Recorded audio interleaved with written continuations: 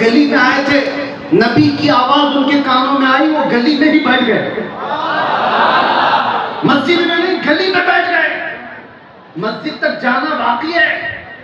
پھر ایسے اپنے ہاتھوں کو زمین پر رکھ کر گھسٹتے ہوئے مسجد کی طرف آ رہے تھے۔ کسی نے پوچھا، عبداللہ بن رواحہ مسجد میں بیٹھے ہوئے کھڑے ہوئے لوگوں کو حضور نے فرمایا بیٹھ جاؤ بیٹھ جاؤ، تم یہی بیٹھ گئے؟ وہ کہتے ہیں میرے کانوں میں بھی نبی کی آواز آ گئی تھی، کہیں خلاف ورزی کرنے والے غداروں میں میرا نام شامل نہ ہو،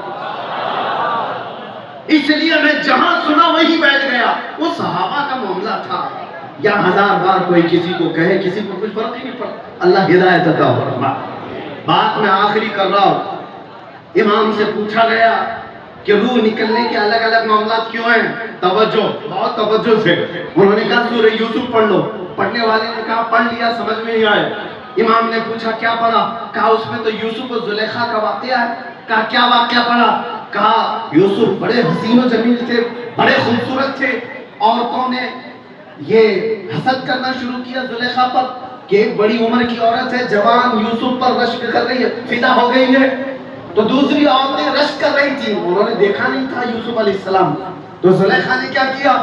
کہا ان کو جواب دیتی ہوں، اور ایک دعوت کی بڑے ہال میں، اور سب عورتوں کو بٹھایا، سب کے ہاتھ میں ایک لیمو اور ایک چاقو دیا۔ سب کو پتہ ہے سورہ یوسف آپ نے سنا ہوگا۔ اور زلیخا نے کہا جب میں کہوں تب یہ لیمو کاٹ دینا۔ عورتیں اپنے ہاتھ میں لیمو اور چاقو لے کر بیٹھی تھی۔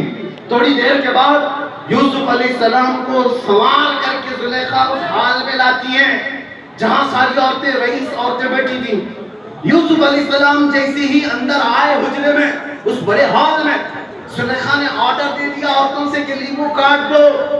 عورتیں یوسف کو دیکھ رہی ہیں، لیمو چھوٹ گیا، انگلیاں کٹ گئی، تیز چاقو تھی، انگلیاں پوری کٹ گئی، اور ان کو پتہ بھی نہیں چلا۔ ارے عورت ذات ہے، تھوڑے سے خروج بھی آ جائے تو آبو کرتی ہے، یا 4 انگلیاں کٹ گئی۔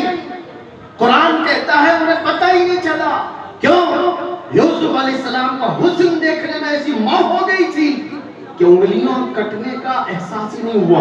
یہ واقعہ 13ویں پارے میں قرآن میں موجود ہے، سورہ یوسف میں۔